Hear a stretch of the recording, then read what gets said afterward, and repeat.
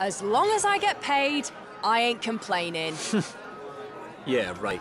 The last story follows the adventures of a ragtag bunch of mercenaries on the Empire's island of Lazarus. Zale, you, and his comrades are simply fighting for a better life when he is blessed with a bizarre ability on a strange mission. This blue light engulfs him and allows him to do secret kind of powers, along with Zale finding himself dealing with other random stuff, like a runaway princess, a decaying land, an invading enemy, and other twists and turns. The beginning half does a good job of hooking you into an interesting world, full of colorful characters and a brilliant, well-acted voice cast. Unfortunately, thanks to bad pacing, horrible plot holes, and odd character development, the whole thing goes kaput in the second half. Out of the 20 hours, the last 10 seem to drag on as if the budget were cut. It's quite a shame because I say the first 10 is definitely worth it, and if there was some more polish and money put into this, and maybe just a little bit more overall detail, I think this could have been a fantastic game story.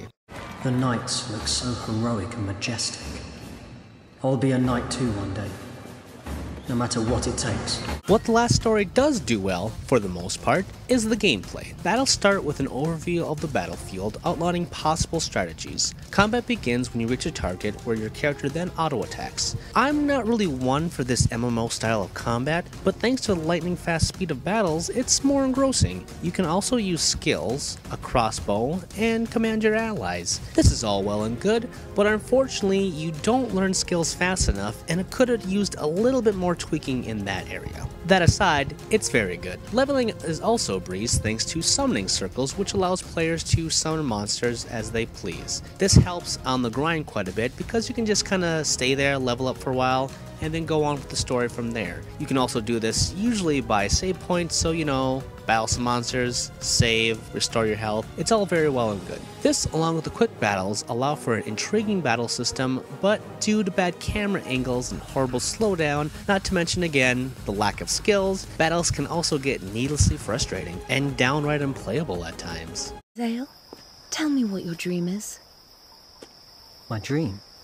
On a technical level, the last story isn't that great. The world is brown, bland, and boring to fight a few colorful scenes. The design itself is actually interesting, with sprawling castles, interesting caves, and whatnot, but everything is used repeatedly, as I mentioned with the story. The last half of the game is just a mishmash of things being thrown together because they just couldn't afford a budget, or whatever the case may be. And as I mentioned earlier, the battles just have horrible slowdown, and the camera angles were just a pain. The character designs are okay, with a lot of detail, but a lot of the guys look really oddly girly. But that's kinda the cliche for JRPGs and Japanese games in general, so take it or leave it, I suppose. The music from industry veteran Nobuo Uematsu is good, but it lacks the lasting punch of his past work from the Final Fantasy games. There are side quests past the 20-hour campaign, and an actual, quite sprawling post-game content, but it's nothing that interesting. It's mostly gather this or gather that. There is a battle arena, and that's kinda interesting. It even has voice actors commentating on what you're doing in the battles. So as far as side things go, that's probably the best you'll see. Overall, it's a game that lacks detail on almost every level, and if they perhaps put more time in a lot of things and maybe had a little bit more money, it could have been the greatest game the Wii could have ended off on. Know that I am Zembrak, King of the Black. King or not, I won't let you get away with this!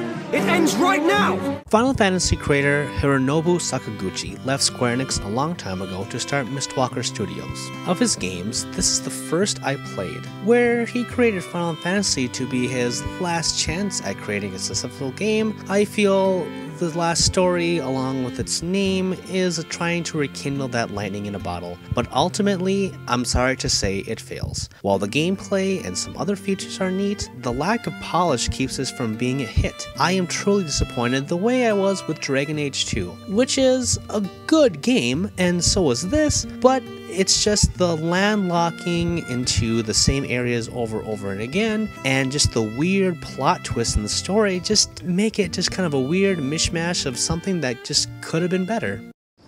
Why, Zale! You little... Ah! Get out of here, you big perv! No, I didn't mean to... Ow!